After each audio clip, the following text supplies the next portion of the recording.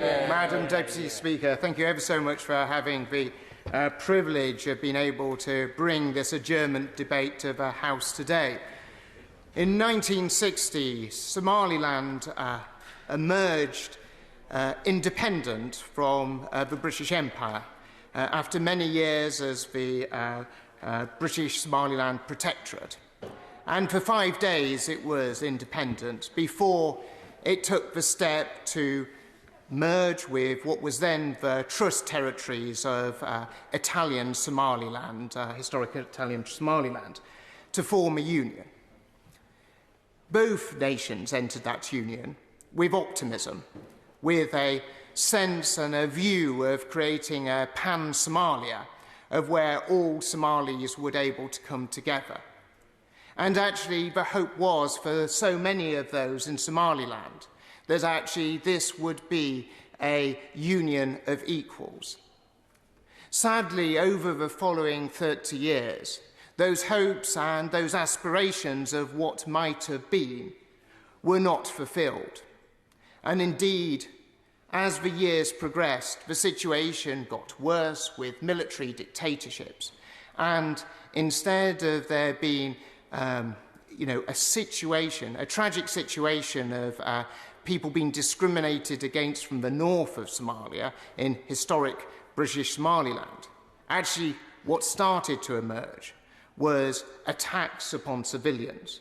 There was mass killings where tens of thousands of Somalilanders were killed. Civilians were killed. It was one of the few conflicts where fighter jets took off from cities in the area in order to bomb the cities that they'd taken off from, indiscriminately, killing thousands of civilians. Nomadic tribes. I'll give way to the Honourable Lady. And for securing this very important debate. My constituency has a very large Somaliland population of those from Somaliland whose families suffered in, as he's described, in that conflict.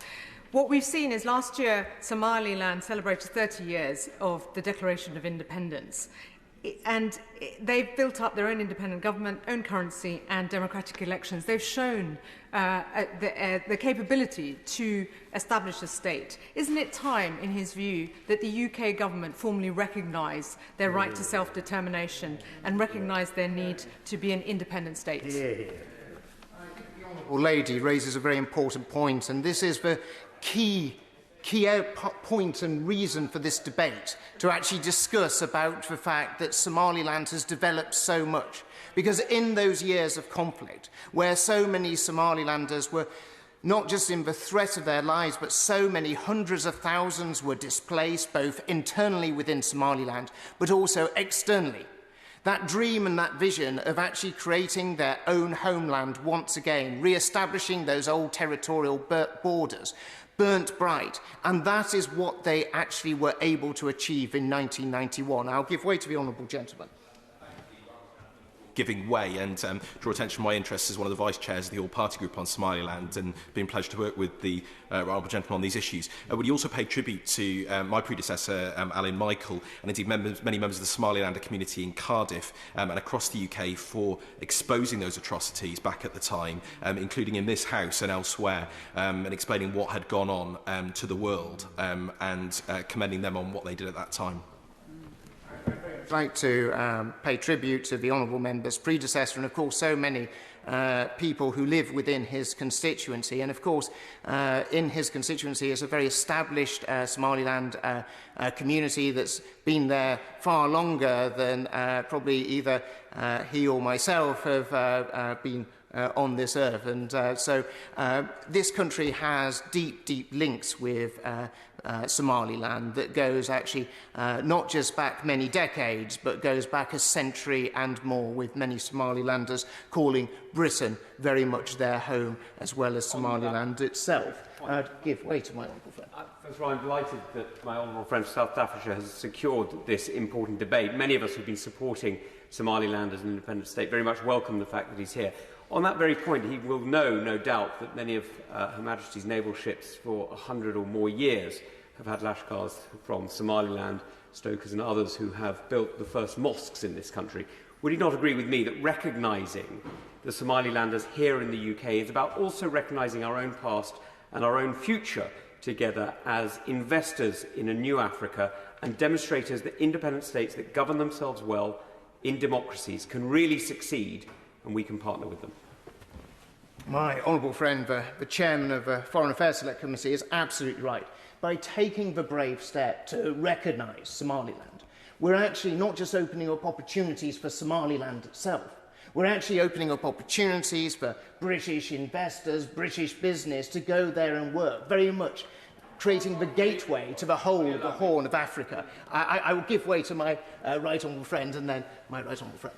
I'm very grateful indeed to my right honourable friend who has brought this most important subject to the floor of the House. Can I tell him that I have visited Hargeisa when I was Secretary of State for International Development, and indeed we spent quite a lot of time on exactly the issues he and the Chairman of the Foreign Affairs Select Committee have just raised. There is an enormous degree of normalcy there. The democratic structures, when they have elections, have held in extraordinarily difficult circumstances. There is proper governance. I've travelled on a bus in Hargeisa that was a result of British investment. And the case he's making about Somaliland becoming an independent state is one which the Foreign Office normally take the view that they don't want to lead it, but they would support it. But is he aware that the African Union is at least passively acquiescent in that view, if not actively supportive? Well, on both areas that my right honourable friend raises, he's absolutely right. You know, you fly into Hargeisa Airport. It is a safe place in order to be able to visit. You can get a bus to the centre of Hargeisa, as my right honourable friend did. And when I visited, I must confess I didn't get a bus, but I will endeavour to do so next time I do visit. And he's equally right. You know, this is an opportunity. The Foreign and Commonwealth and Development Office so often want to be led on these issues. There is a moment, sometimes, for Britain to lead as against to be led. I give way to my right honourable friend, the member for Elmet first. Thank you, Madam. So I'm most grateful to my right honourable friend. And I think my right honourable friend makes an important point about leading the world, because we have seen throughout the world that where Western nations don't get involved, China does. And when we've had many discussions in this House recently about the influence of China. So does my right honourable friend agree with me, when you look at the development taking place in Somaliland, that actually there are strategic interests in our country and in Western countries to not just see what happens, but to actually take an active leading role and not allow that vacuum to be filled by those who perhaps we have difficulties with? My right honourable friend is so correct in the point as he makes. If you just look to the north of Somaliland and Djibouti, and you see the Chinese investment that is going into Djibouti, and the fact that actually where there is a vacuum, others do step in.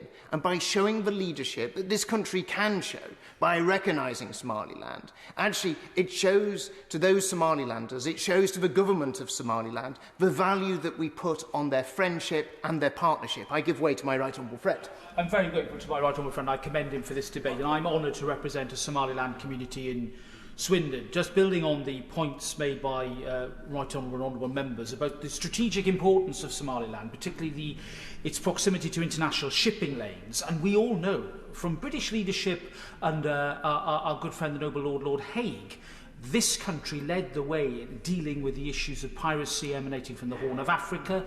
Is it not now another opportunity for Britain to show leadership and to recognise stable government in a region that is in pitifully short supply of such quality? Well, my right honourable friend is absolutely accurate in his assessment, and already, as we, even though we're not in a position where we've recognised Somaliland, we already have that level of cooperation with the Somalilanders. Visiting Somaliland when I was Defence Secretary, I saw firsthand the cooperation that British forces were already having with Somaliland in terms of supporting them in protecting their coastal waters, but also by protecting their coastal waters, keeping them safe for the international community. I give way to the honourable lady. Thank the honourable member for giving way and thank him for securing this very important debate, and commend the government for the support it's been providing the administration in Somaliland. Liverpool Riverside has a very long established Somali community and Somalilanders, and I'd like to know whether the honourable member will join me in calling for the UK government to support a binding referendum within 2 years to allow Somalilanders to express their democratic will guaranteed by the international community. Thank you. Madam Deputy Speaker, I'm not sure if you're an expert on Somaliland affairs, but it is the opportunity for you to brush up on them this afternoon. But the Honourable Lady makes an important point. But there's already been a referendum in Somaliland that has been absolutely clear as to what the wishes of the Somaliland people are, and that they want to see recognition, that they want to be independent, to have that independent state. But I'm sure if that is what is a hurdle that is required in order to be able to establish international recognition for Somaliland, that is something that the Somaliland government may wish to look at. I give way to the honourable gentleman, and then I will go to... I'm very grateful to the right honourable gentleman, and he has been extremely fortunate not only in the House enabling him to have a lot of time this evening to debate this important topic, but of course in the number of people who are supporting him here and supporting the cause of Somaliland. And of course my own community in Wembley has a huge Somaliland community of expatriates. And one of the points that they've made to me is that they believe, and I would ask if he agrees with them, that in all likelihood a new Somaliland would desperately want to join the Commonwealth. I think that on my visit to Somaliland and my discussions with so many Somalilanders here in the UK, there's a real sense of kinship between Somaliland, Britain and other Commonwealth nations, and I think they would very much want to join the Commonwealth, and actually I would certainly hope that the Commonwealth would open them with very much open arms. I will give way to the honourable member for Sheffield. Thank the right honourable gentleman for giving way and for securing this debate. I congratulate him on that. I've got the privilege to chair the all-party group on Somaliland, and we've got a large Somaliland community in Sheffield. The way he described the formation of what is currently legally Somalia, I think was really interesting, because immediately they gained independence, Somaliland was an independent country, and it voluntarily chose to enter into a union. So the concerns around changing post-colonial boundaries is not a case here in terms of an independent Somaliland. Post-colonial boundary, they were an independent country. And the idea now that Mogadishu has any remit in Somaliland is really a piece of nonsense, and it's time the government recognise that. I very much agree with the right honourable gentleman, and if you do look at the boundaries that have been proposed, they're exactly the same boundaries that were agreed between Britain, Italy and Ethiopia and the French in numerous treaties prior to that. Somaliland is not asking for a change in terms of the boundaries. They're very much what was there in 1960. And there is precedent in terms of the unwinding of acts of union or a confederacy, and you can only have to look to the other side of Africa, where you see the confederation between Senegal and Gabon, which was of course unwound in the late 1980s. So this isn't something that is unprecedented.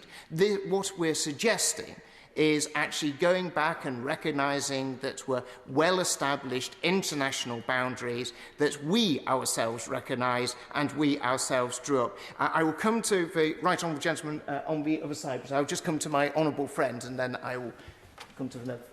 I thank my right honourable friend and neighbouring constituency MP.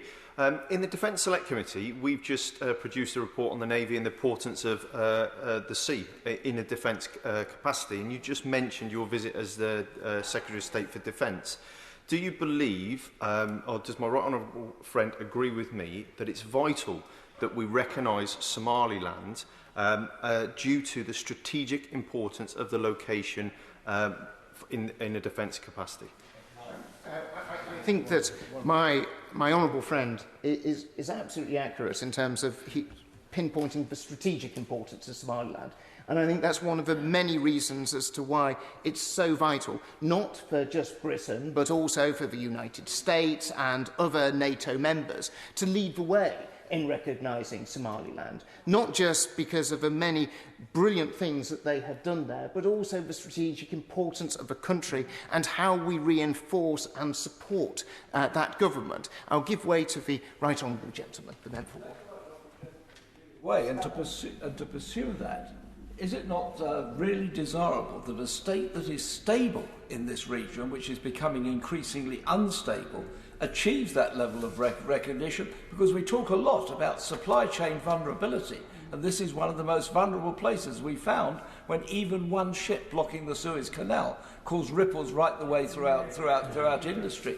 But also, we should recognise the importance that it would be for communities here and also those in Somaliland to be able to move freely, to be able to have passports that were recognised, to conclude international agreements, and to unleash the energy of the country, which, having a properly administered state in that region, enables them to do so.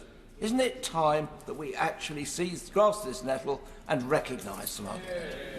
Deputy Speaker, the level of consensus that is bubbling away in this House is sometimes not always typical, but it is incredibly important to demonstrate the will and feeling of this House on this important issue. I'll give way to my right honourable friend in just a moment, but the right honourable gentleman raises the important point of supply chains. Already you're seeing in the port of Berbera, DP World's investment in terms of the port of Berbera, but also very welcome the British International Investment, BII investment, the old Commonwealth Development Corporation investment amounting to hundreds of millions of pounds. So as a government, we actually recognise the importance of Somaliland. We're willing to invest hundreds of millions of pounds there because we realise that that opens up so much of the Horn of Africa to British goods and investment. But actually, we're still not in the place where we're recognising the state of Somaliland. And I think that's a real tragedy. It's also sad, so sad to see that so many Somalilanders have difficulty travelling to Somaliland. They can't fly direct from the UK, but have to go via either Addis Ababa or Dubai. Actually, by recognising Somaliland, we can make that step of making so many British citizens' lives easier by recognising it. I give way to my right honourable friend. I'm grateful to my right honourable friend for giving way and pay tribute for securing this important debate, and I think the attendance here shows the strength of feeling across the House.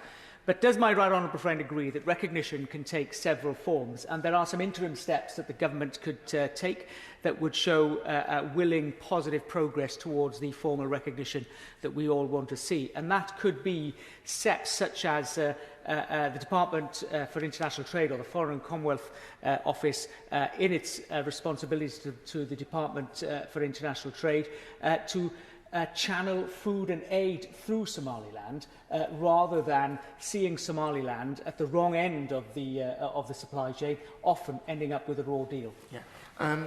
Well, that is absolutely correct.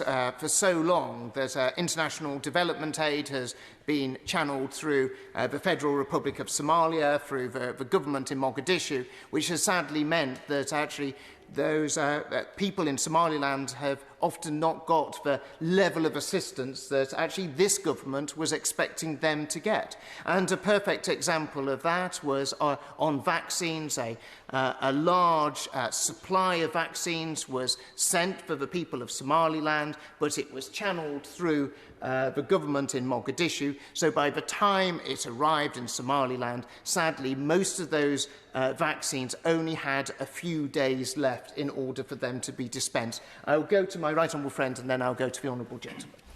Thank you, Madam Deputy Speaker, and I really do thank my right honourable friend for allowing me to intervene. I don't have any Somalis in my constituency, but I have a great deal of love for the country. The reason being my ayah came from Somaliland when we lived in Aden. Can I remind the House that the Aden Protectorate and the Somaliland Protectorate were very closely linked. I do remember my father flying over to Somaliland as part of the Aden Protectorate levies when there was a close link. Somaliland has a real affection, the people of Somaliland have a real affection for this country. It goes back a long time, and it would be absolutely right for our government to encourage and support and allow Somaliland to be actually a real nation. Well, we've seen the people of Somaliland pay a price for the defence of this nation, both in the First World War and in the Second World War. And if you go to Somaliland, you can see the Commonwealth War Grave cemeteries of where so many Somalilanders gave their lives for the defence of this country and also beating fascism on the Horn of Africa. And I think there is a debt of honour that we owe the people of Somaliland to restore the freedom to them that they actually fought to preserve for us as well. I give way to the honourable gentleman. I thank the Right Honourable Member for giving way and join others in congratulating him for securing this debate, which has demonstrated an exceptional degree of unity across the House in supporting his proposal. And he makes a good point on the debt of honour that we have to the people of Somaliland. My honourable friend, the member for Sheffield South East, highlighted the strong community that we have within the city who owe their origins to Somaliland, and it was in recognition of that that the council in 2014 passed a resolution adding its voice to the demands for independence. But would he agree with me that the elections held last year, the parliamentary and local elections held last year, again another successful democratic moment within Somaliland, simply further reflected the maturity and the strength of democracy within the country, which is an essential building block for recognition for statehood, which should be recognised by the government. Madam Deputy Speaker, I don't often stand up and advocate that the government should be following the leadership of Sheffield City Council, but on this occasion I very much do. It should try and catch up with what Sheffield City Council have been doing. And, you know, so many communities, whether it's Sheffield, Liverpool, Cardiff, Bristol, Swindon, we can go on, have actually welcomed Somalilanders, and Somalilanders have made these great cities and great communities their home, and will continue to do so. I give way to the honourable lady. I thank the Right Honourable Member for giving way, and it's demonstrated tonight just how important this topic is for all of us here. Newport is home to the second largest Somaliland community in Wales, and I want to place on record my thanks for their contributions over the years to the city. It's been amazing. But I wonder, has the Right Honourable Member given any thought to how the devolved governments can play a role in supporting the people of Somaliland as they continue to seek formal recognition?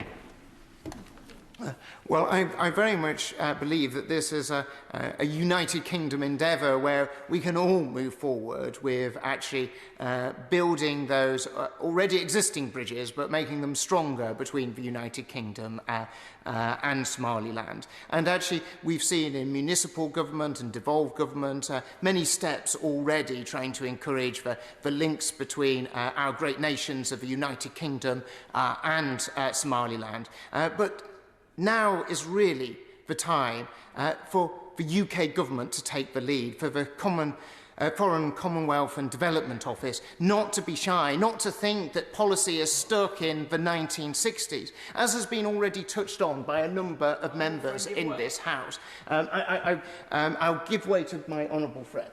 Thank you very much indeed to my honourable friend. I congratulate him on this debate on a very, very important subject. And we've heard in the House today unanimity on the very many reasons as to why we should recognise Somaliland. But I wonder, as a former Education Secretary, would he view and accept Somaliland as a champion of education in Africa for both boys and girls? And when we heard the reference to how the devolved administrations and how this government can assist and help and develop and support Somaliland, the education system is not only something to be treasured, but perhaps we can support that in some way. Precious things that we can have in a nation is democracy, it's justice, but it's also the education that we give our children. And if you have privilege of going to Somaliland. You actually see boys and girls both being educated. There is no discrimination there. They recognise that they want to be educating all because that is what will strengthen Somaliland for the future. I give way to my right honourable friend. I'm most grateful to my right honourable friend. He's heard representations from a number of places where there are large Somaliland communities. Would you join with me in making the point that remittances into Somaliland from the diaspora is enormous? Some years ago, the level of remittancing was something like 6 times the annual state budget. And one of the things that the Minister could take away and consult with his officials about today is trying to make remittancing easier so there's more competition, less charges for the enormous community in the United Kingdom to be able to send money back through the remittancing structure without paying exorbitant fees.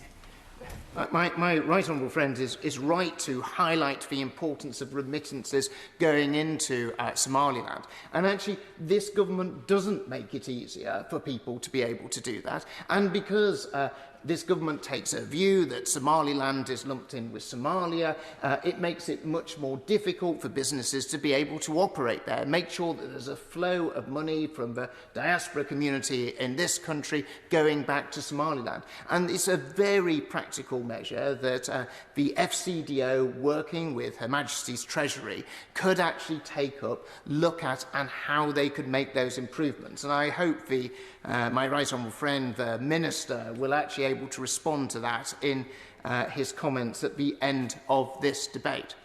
But this is a country that has incredibly proud links with this country. Yeah. This is a country that when we have been in need and what we have asked for help, they've responded. They've responded by sending their young men to defend our values and our freedoms. In 1991, this country emerged from years of subjugation by the regime in Mogadishu.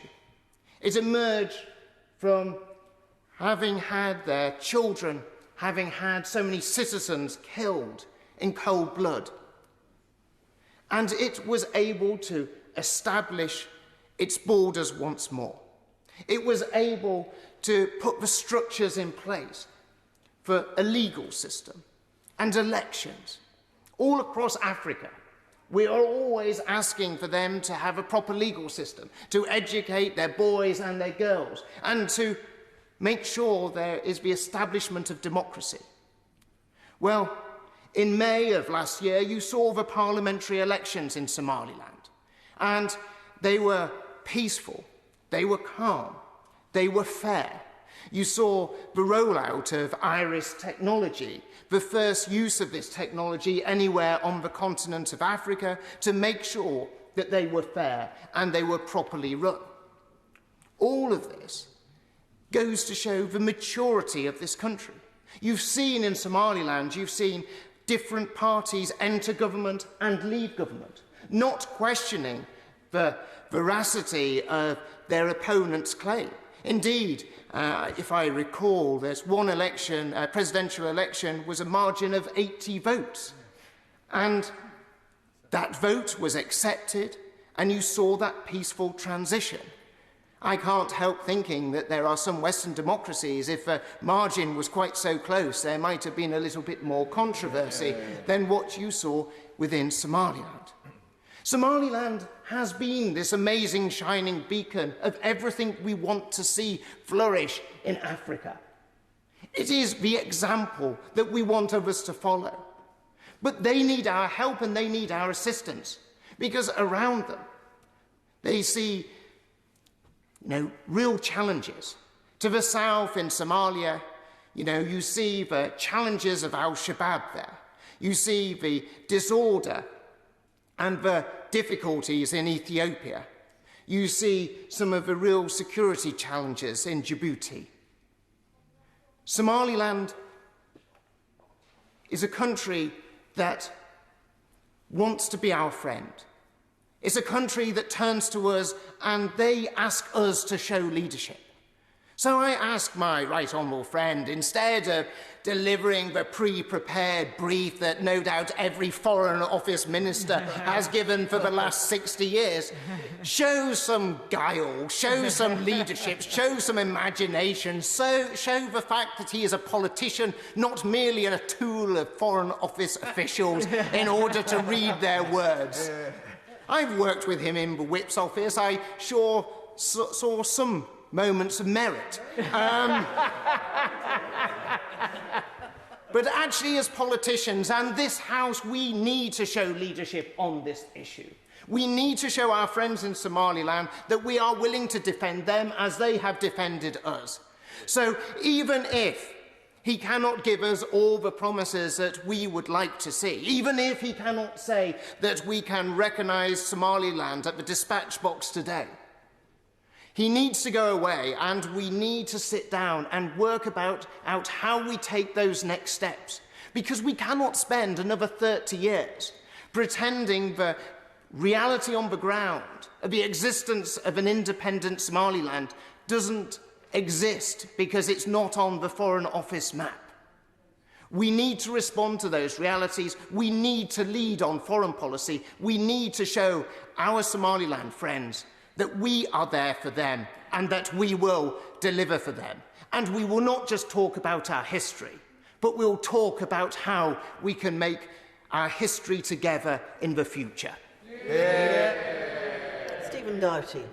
Thank you, Madam Deputy Speaker, and it's an unusual pleasure to be able to speak in an end-of-day adjournment debate because of the timings. And I want to firstly congratulate and thank the Right Honourable Gentleman, the former Defence Secretary, for securing this debate today. I think it's been hugely powerful, and I think the voices that have been heard on both sides of the House, I think, show the strength of feeling and the strength of feeling that people have from their Somaliland communities here in the UK, but also about many of the issues that the Honourable Gentleman raised. And as I said, I wanted to declare my interest as one of the vice chairs of the all-party group on Somaliland. It's been in existence for a very long time in this place, and I'm really pleased, Madam Deputy Speaker, I think in the spirit of this debate, to say that it includes members from all parties, it includes members from both houses, and many people who, like the Right Honourable Gentleman and I have also travelled to Somaliland and seen for ourselves the huge progress, the huge impressive progress that has been made, particularly since those very, very dark days which the Right Honourable Gentleman started his speech about the atrocities that were committed, the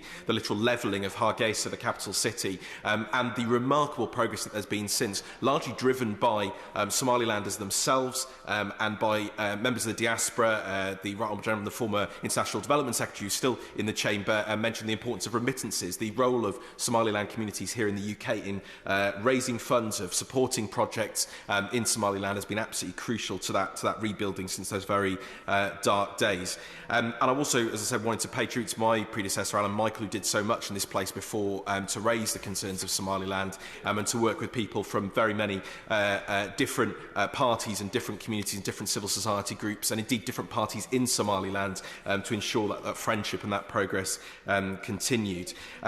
We visited as an all-party group back just a few years ago. It was the first visit that had been able to be undertaken for some time, and it was a remarkable visit. I had heard so much about Somaliland from Somalilanders in Cardiff before attending, but to see it with my own eyes, to meet with civil society groups, to meet with women, to meet with young people, to meet with members of the legislature, of both houses, to meet with members of the government, to see some of the progress that was being made, to hear about the work that the UK government had done in supporting both development projects, trade, economic development, and indeed security. I will happily give way. I'm very grateful to him for giving way.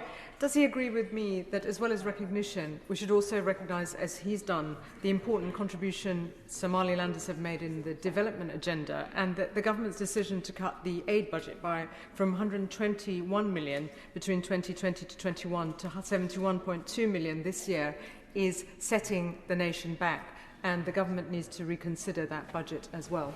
Well, the honourable lady, my honourable friend, raises an important point. She knows my views on the aid budget. I've expressed them in this place many times. I know they're shared by many members on the other side. I think there have been some very welcome investments in Somaliland, both in terms of the aid budget, but also, as the right honourable gentleman mentioned, formerly CDC, now BII, the investment in Berbera Port, DP World partnership there, which I think has been very important and welcome. But she's absolutely right that those cuts have impacted on our ability to work on a whole series of issues in a whole series of countries and a whole series of strategic locations. I think they were an error, and we've debated that many, many times in this place. But as I said, the history of the Somaliland community and those friendship links, and it was mentioned, goes back well beyond all of us in this chamber. In fact, in Cardiff, it goes back to the middle 1800s. Cardiff, of course, was one of the largest coal ports in the world, exporting to the world, the price of coal being set in Cardiff, and those friendship links, particularly with the Horn of Africa, the Arabian Peninsula and elsewhere, were absolutely crucial, and it's one of the reasons why there is such a strong Somaliland community in Cardiff, a strong Yemeni community as well, many communities from around the world that made that incredible part of my own community, which I live in, Butte Town, Tiger Bay, and at the heart of that has been this incredible contribution from Somalilanders, and it continues to this day, and they take great interest not only in what happens in Somaliland, but also crucially at home in Cardiff, and are key in many of our community organisations and institutions. So it's been a pleasure to hear from many of them in advance of this debate, and I don't want to name names because I will upset people by missing them out, but all those who contact me on a regular basis know who they are, and continue to stand up for the interests of Somaliland and Somalilanders. But it's a proud history in Cardiff, and it also stretches to that military history, those involved in the Somaliland Camel Corps and Somaliland Scouts, the Somalilanders who, along with many people from across the Commonwealth, from across the former Empire and Dominions, who fought alongside us in World War I, in World War II, in many, many other conflicts. I think it's often overlooked, and yet in Cardiff we recognise those contributions on a regular basis. We also recognise the contribution made to those who served in our merchant navy, and every year when we celebrate merchant navy memorials in Cardiff Bay and elsewhere, when you look at that list of names, you see the Somali names, you see the names of people from all around the Commonwealth and those which we have friendships with. I'll happily give way. On the point the honourable member made, I very well remember Somali soldiers coming across from the Horn of Africa to the Aden Protectorate, and my father having the honour to command really good soldiers and decent men. And the honourable and gallant gentleman makes a very important point, and I think we need as a country as well to recognise far more the contribution of all of those from across the Commonwealth and our friends who made the contributions and in some cases the ultimate sacrifice in conflicts throughout many, many generations. I wanted just to turn to a few sort of practical points in the context of this debate. I think firstly it's recognising those strong links between so many cities across the UK with Somaliland, recognising that there are many who are British Somaliland dual nationals and yet experience many, many difficulties in terms of travel, visas, restrictions, all sorts of things that go on, and ensuring that they have the support available to them is very, very difficult given the current status and situation in Somaliland. And we heard from many members of the British Somaliland community on our visit who are expressing issues about, for example, if they lose a passport or they want documentations authorised, or why we don't have a bigger presence, for example, from the British Council.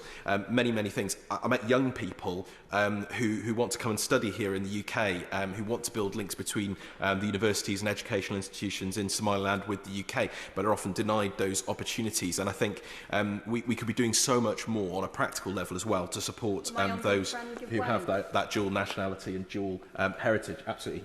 I thank my honourable friend for giving way and support his point in terms of the need for the British Council to be located in Augusta. And would he agree with me that the government maybe needs to think about the funding to enable that to happen, to develop relationships in Somaliland?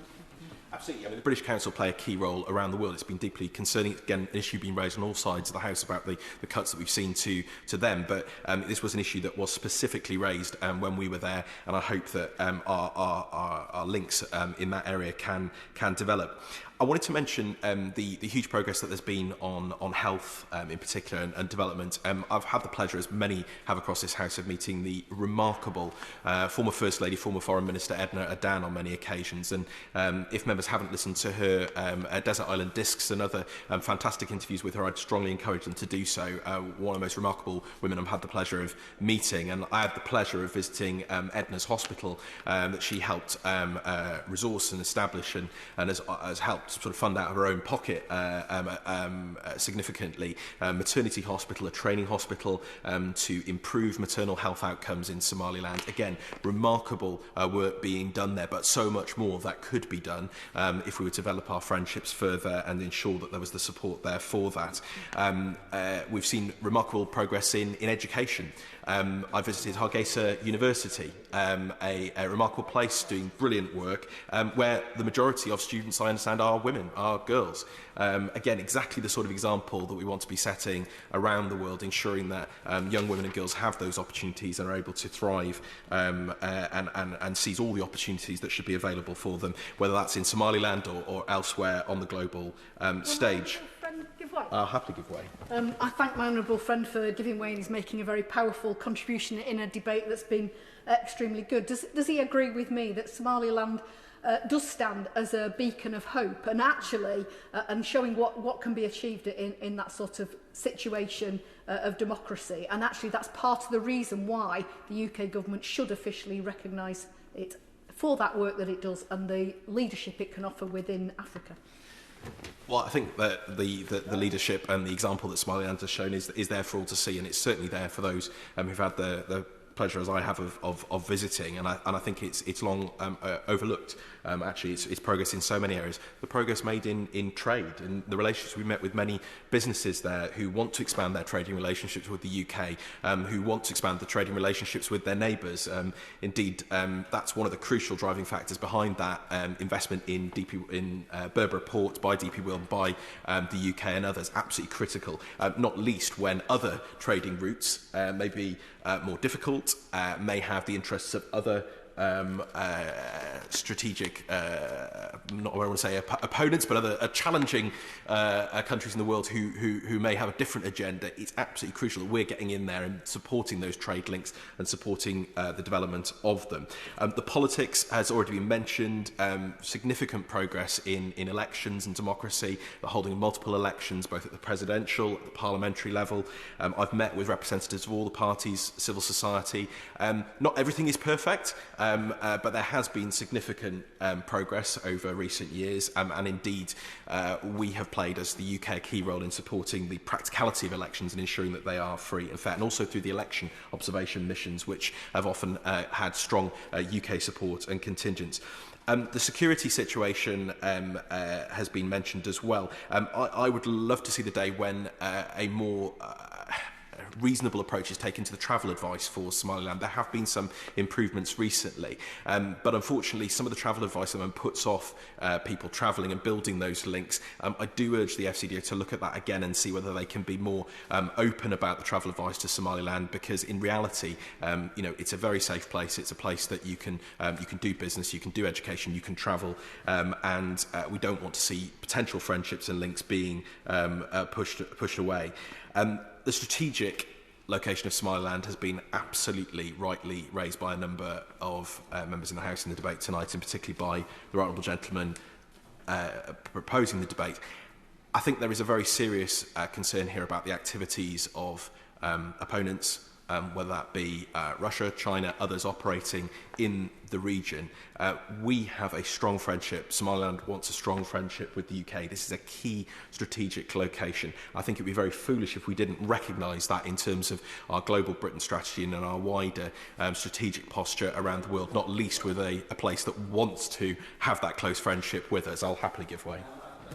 The honourable gentleman for giving way, and congratulate my right honourable friend for securing this debate tonight. And would you agree with me on this issue that he's raising specifically on the strategic placement of it, that actually it does also, if we can use our Commonwealth connections across Africa, we can also highlight that strategic importance, not just in terms of its military and diplomatic links, but also its strategic place within actually the development of the Commonwealth going forwards for the future as well?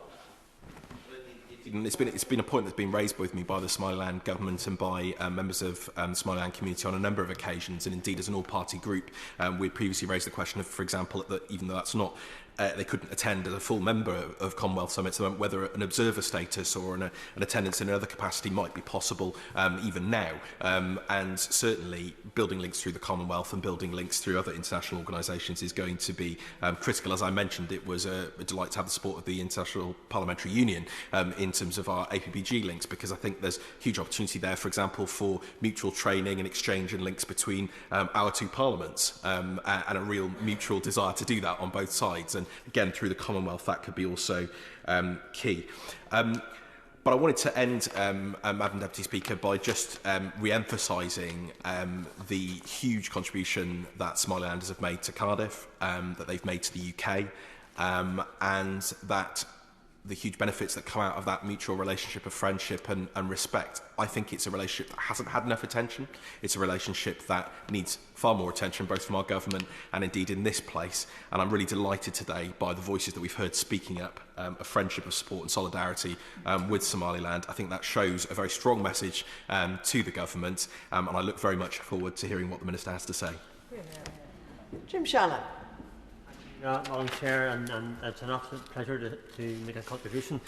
I often, Madam Chair, make contributions, but usually interventions in the interim debate. Tonight I get a chance to perhaps say a wee bit more. So I want to, first of all, congratulate the Right Honourable Gentleman for South Staffordshire for bringing this forward.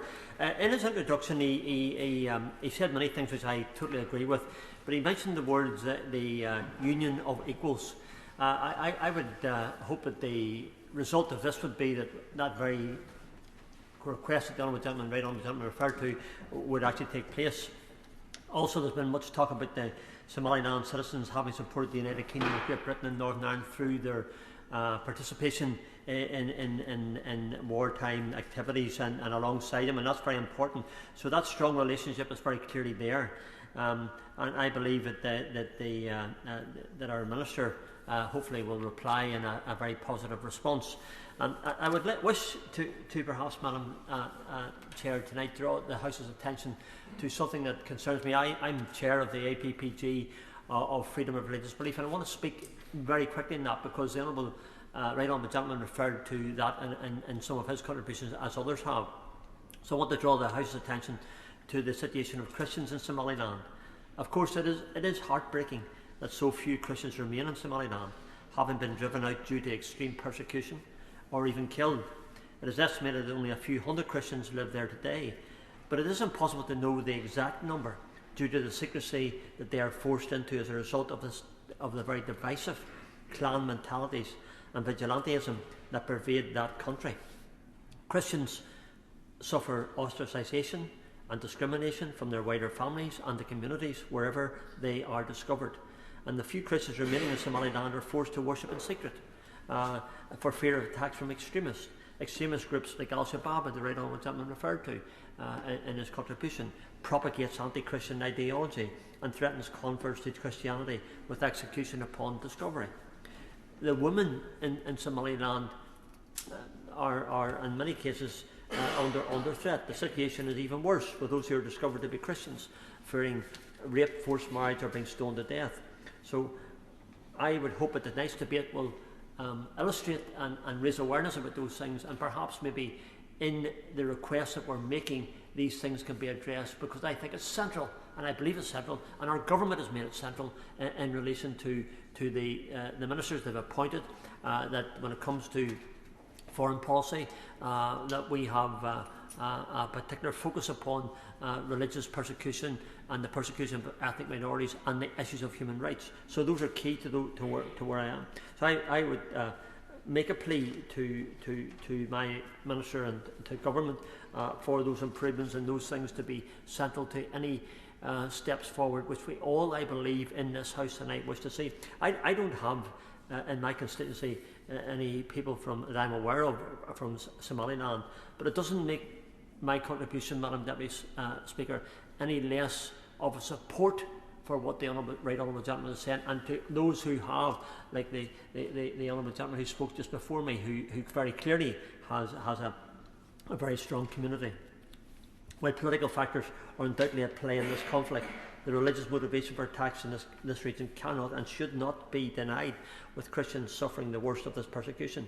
So I wish, and we wish in this House, and all the contributions have said it very clearly, we wish to help Somaliland economically. But I do feel it's central to any agreement there must be the human rights guarantees that we wish to see, and the religious freedom that we wish to see. So if we can help, and we do want that to happen, and we should help, and we must help. And others have referred to the democratic process, to the education opportunities that quite clearly we can build upon. The jobs and a strong legal structure, improvements to the health through the COVID vaccines, which the right honourable gentleman referred to. There's been much talk of history, the history that unites us.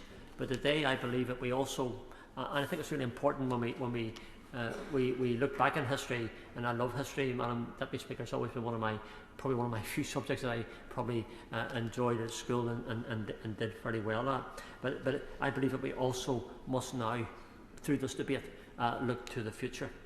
The UK government stated that it will not formally recognise Somaliland as a sovereign state until they initiate a process to do so with the federal government of Somalia. But human rights issues and religious liberty needs to improve, and it must change. So with that, I do support and agree that it's important that the UK maintains diplomatic relations and a supportive presence in Hargeisa through this process to ensure that there is not a breakdown in relations between Somaliland and other African countries.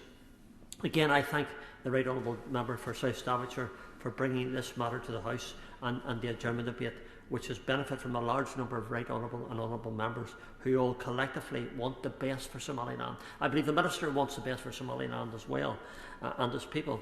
And that is what we're trying to achieve. Somaliland needs our help. Perhaps this debate tonight has been the opportunity to do just that. And let's not be found wanting.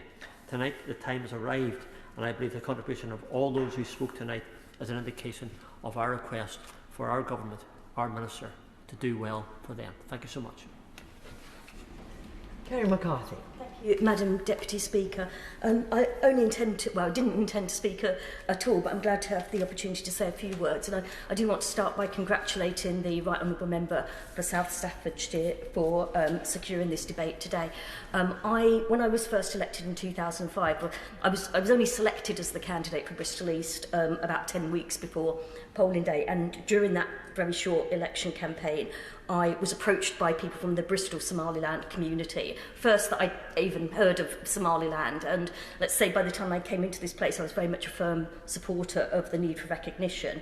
And the Honourable Member for Cardiff South and Penarth, his predecessor who's already paid tribute to, Alan Michael, somehow this had reached him on the grapevine, and I remember him accosting me in the division lobby, I think on my first vote here, and saying we need to campaign on Somaliland. And he was on the front bench at the time, but a year later in 2006 we set up the all-party group, and I'm pleased to have been an officer I think pretty much ever since then. And I do congratulate the current Honourable Member for Cardiff South and Penarth for just being the mainstay of the group and organising all our meetings, and just being such an expert and a source of information on what's going on there. As has already been said, Somaliland is a beacon of democracy not just in the Horn of Africa, but in Africa. The fact that it has managed to hold peaceful elections, I think the Right Honourable Member referred to the election in 2003, where the presidency changed hands by 80 votes, and I think if proportionately an 80, whatever the equivalent of an 80 vote majority was in the American election, if Donald Trump had lost by that amount, I don't think we'd ever have heard the end of it. What was slightly disappointing about the most recent elections was that although it was yet another peaceful handover, there's still quite a lot of progress that needs to be made on female representation. There was one woman MP, but now there's 0 out of the 82 elected MPs, and there's also low turnout in some areas. So I would hope that through Westminster Foundation for Democracy or other mechanisms we have, we can do a bit more work on that front. I would join my honourable friend in paying tribute to Edna. I too have visited a hospital in Hargeisa. She's a formidable woman, and indeed there are many formidable women that I've met that have been campaigning on issues like FGM, on issues like maternal health services, and indeed for recognition for Somaliland. The final point I just want to make, I mean, other than I would echo what my honourable friend said about just the sheer economic opportunities that would be available if we recognised Somaliland. I've heard there's amazing scuba diving on the north coast by Berbera, and the fact that it could be opened up as a peaceful tourist destination if it wasn't associated with Somalia, but also many other economic avenues that could be explored. And I share the concerns of people that are worried about Chinese influence if we don't step in. But the main thing I want to say, though, is it is clear that Somaliland is an independent country. It has functioned as such since 1991. It had established itself, albeit for a very short time before it went into partnership with Somalia. It established itself as a post-colonial independent country. And what is really frustrating, this message that the UK will recognise Somaliland, but we want to be second to do so.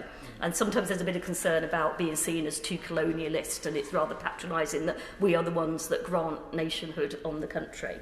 But I remember when Mark Mallock-Brown was a very good Minister for Africa in Gordon Brown's government, and he really engaged with the APPG on Somaliland, and I really thought we were getting somewhere. I really thought, he'd had conversations with various African countries, the African Union. It looked like we were almost there in terms of that recognition status. But the last we've heard, I think the current Minister for Africa said in November 2021, our policy remains it's for Somaliland and the federal government of Somalia to decide their future. Well, it's nothing to do with the federal government. The honourable lady to be giving way. I think she raises a really important point, because you're effectively giving the final say, the decision-making power to the country that doesn't have free and fair elections, to the country that doesn't have a judicial and legal systems, that doesn't educate boys and girls. We're effectively rewarding poor behaviour and actually being harsher on those who actually demonstrate the types of behaviour and the types of system that we really want to encourage. I mean, that was exactly my point. It is nothing to do with the federal government of Somalia.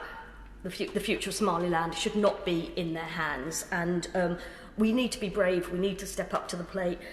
Either the minister needs to find a country that will go first so that we can go second. I think some of the Scandinavian countries have talked about it. I think Canada's talked about it. As I said, some African countries have done that. But if we don't do that, we will find that we are here in another 10 years' time, and they'll be celebrating their 40th anniversary of de facto independence, but not actually recognition. So I finish with a plea to the Minister. Will he actually step up? And if we won't be the first, can he find someone who will be? Minister Chris Heaton-Harris.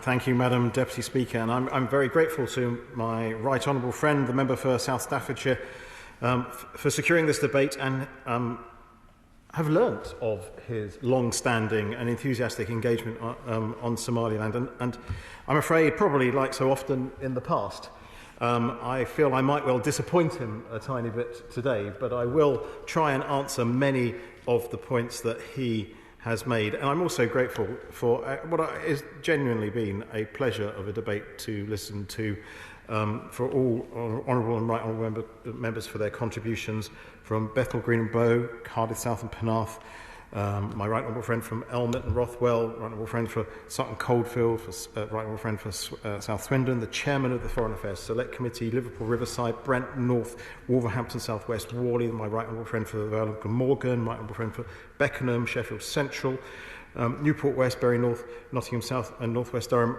and the other speech contributions all demonstrate the depth of passion there is for Somaliland. And many members described how their constituents from Somaliland are so active in such a positive way in their constituencies, and it's I think it's a testament and a tribute to them for such a positive contribution being made. My right honourable friend detailed Somaliland's proud links and friendship with the UK, and I would like to think what he detailed was absolutely correct. Now, my honourable friend, the Minister for Africa, would have been delighted to take part in this debate, but she is currently visiting East Africa at this point in time. So it's my pleasure as Minister for Europe, in post for less than a month, to respond on behalf of the government. Now, Somaliland has a remarkable and unique story, and its people are rightly proud of their homeland and its achievements. Our relationship with Somaliland dates back to at least the 19th century, when a number of seafarers and merchants settled in Britain, and then later the UK established a protectorate. The Honourable Gentleman for Cardiff South and Penarth mentioned not just the contributions of people from Somaliland to his city, the city that he represents, into the United Kingdom, but the deep links they have formed and communities they have formed across Cardiff and beyond. And indeed, obviously, quite rightly mentioned his predecessor and his role in establishing the all-party group in this place and the interest that has grown from it. Today we actually do enjoy a really close partnership with Somaliland. We're the only Western country with a permanent office in Hargeisa, through which we engage with the Somaliland government on a range of issues, from trade and investment to climate change and development. The Somaliland authorities also have an office in London, and we have regular contact with their UK representative and his team. The government understands the strength of feeling towards Somaliland and the interest which obviously has been demonstrated in this chamber today around the issue of recognition. In recent years, Somaliland has made great strides towards an inclusive democratic process, and this forms the bedrock of its stability, detailed in some way by the contribution by the Honourable Lady for Bristol East and a number of other honourable members. Last May, we saw successful local and parliamentary elections. I'm glad to say that the UK was the largest donor to that process, including funding a mission to observe the elections. The honourable gentleman give way. I'd happily give way to my right honourable friend. Right honourable friend giving way. I wonder if he could tell the House as to what he thinks are the defining characteristics of what he would describe as a nation-state. I'd be delighted to tell the House, but not at this point in time, because I'm going to continue my contribution. But if you want me to come to that point, I shall happily come to that point, but possibly later in my speech. It is now important to ensure that the presidential elections and reforms of the upper house of Parliament go ahead as planned. In a region where democratic transitions are not always the case, Somaliland, as detailed by many honourable and right honourable members, has demonstrated that one-person, one-vote elections are possible and that inclusive democratic processes can be achieved. And I did hear the salient and wise contribution on religious freedom from the Honourable Gentleman for Strangford, and I thank him for that contribution. Somaliland is also making great progress in trade and investment.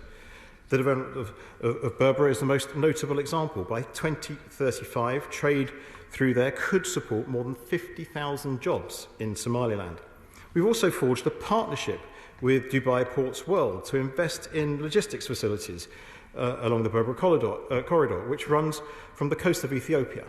These investments have the potential to drive economic growth and boost stability across the Horn of Africa. Again, these are hugely positive developments, and again, we are proud to be playing our part. British International Investment, the UK's development finance body, is investing in the port with Dubai Ports World as part of a $1.72 billion investment into 3 ports in Africa.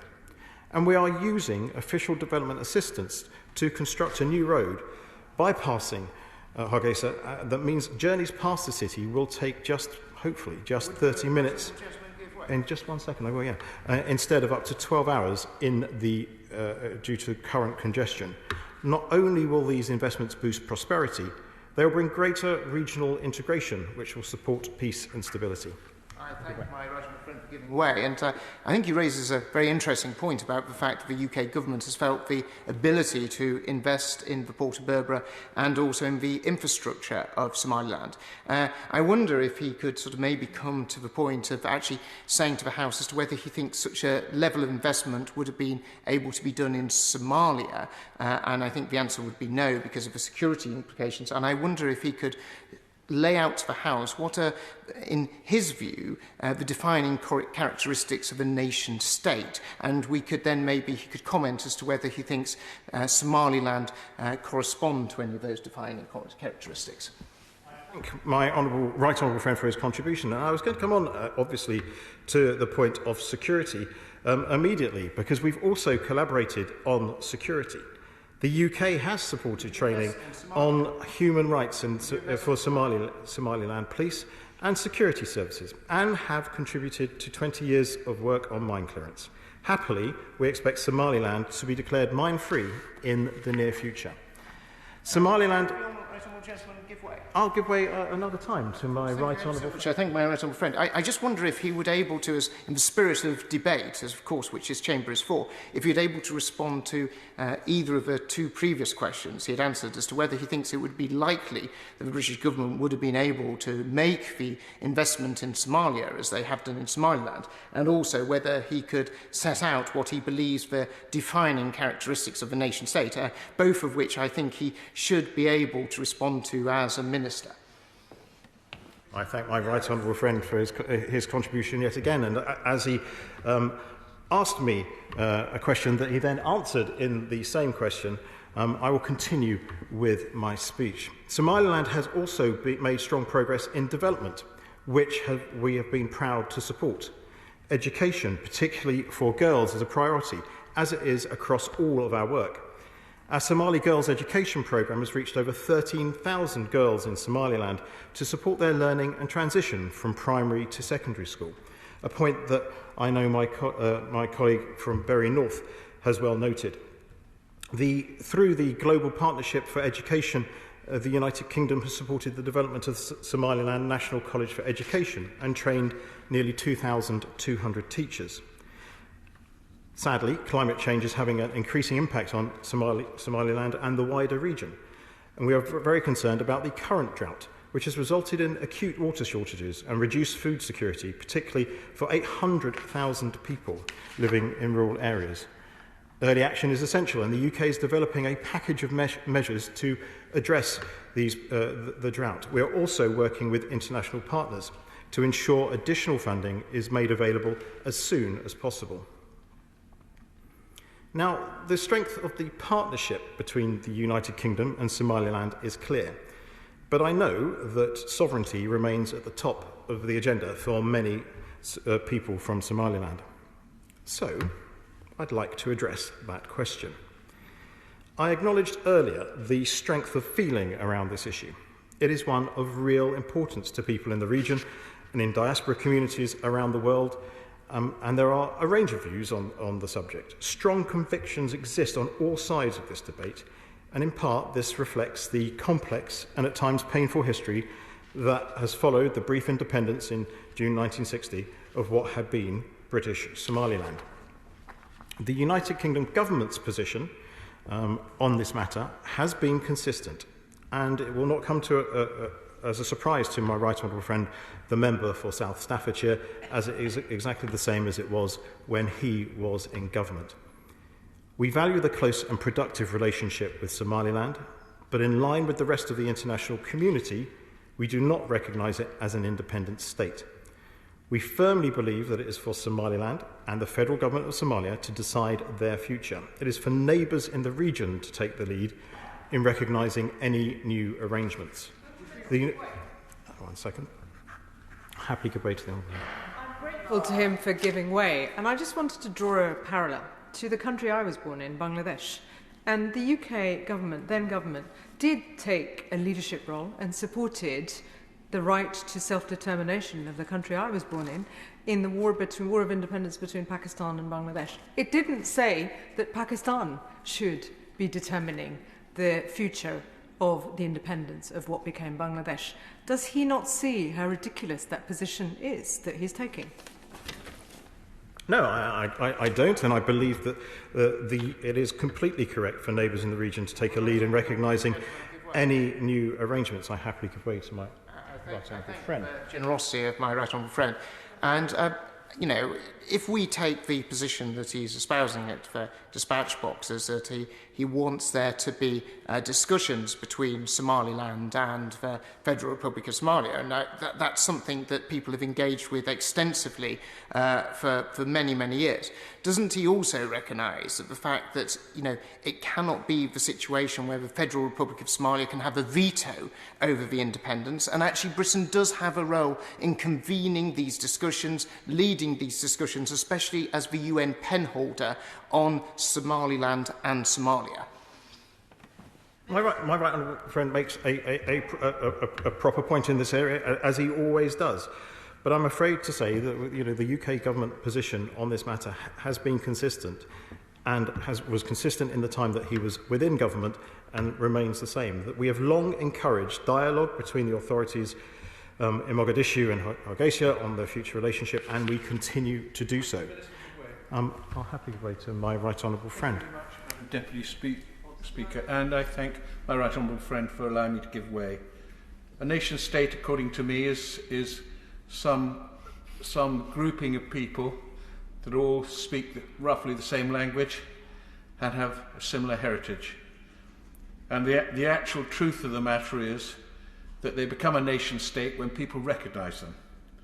And I don't think it's fair that Somaliland only becomes a nation state if the people who are traditionally against them, around them, agree to that. I think we could take the lead, and I plead with my right honourable friend, a very good friend, to put it back to the Foreign Commonwealth and Development Office that actually we should be changing our attitude on that. I thank my right honourable friend for his point, and indeed the constructive manner in which he put it. And I think my colleagues in the FCDO will doubtless be watching this debate and the very positive nature about it, and the support for it that has gone on. And I very much at all. I believe I have been giving way fairly regularly, and yes, of course I have.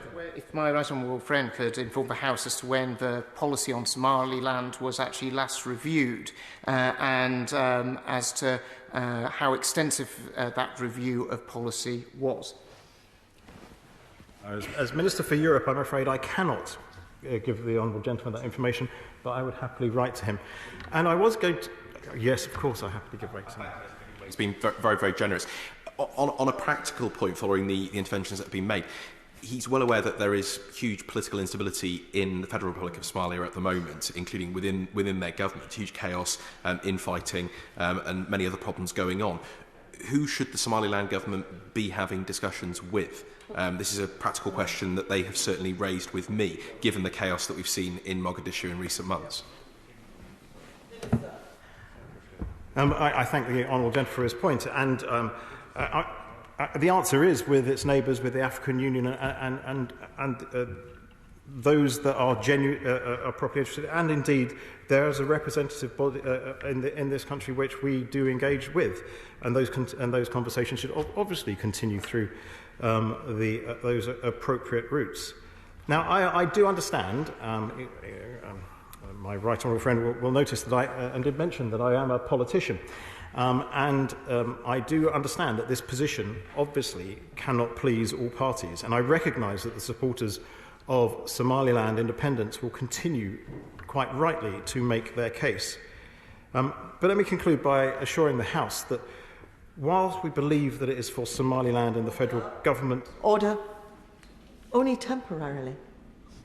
I beg to move that this House do now adjourn. The question is, this House do now adjourn again. Minister Chris Heaton-Harris. My right honourable friend and I will remember the happy days in the Whip's office where interesting procedures of the House do step in every now and again. But I was hopefully drawing to a conclusion by assuring the House that whilst we believe it is for Somaliland and the federal government of Somalia to decide their future, we do remain committed to a close and productive partnership. We will continue to support the Hargeisa authorities and the people of Somaliland on their democratic journey. And we'll do this by investing in Somaliland in pursuit of trade and prosperity, by building security for all Somalilanders, and by supporting development and resilience to the impact of climate change. Once again, I'd like to thank all members for their contributions to this excellent debate, which I truly have enjoyed, and I look forward to having similar debates in the near future. Question is that this House do now adjourn. As well as that opinion, say aye. Aye. The ayes have it. The ayes have it. Order. Order.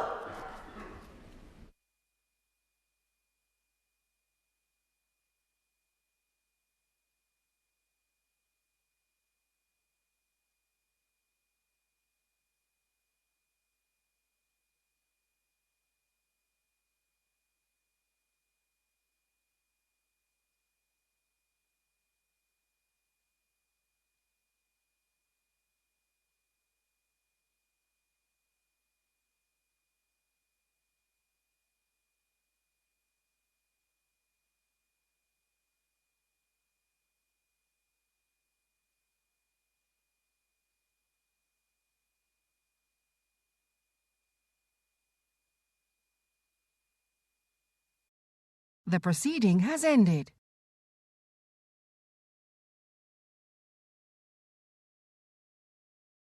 The proceeding has ended.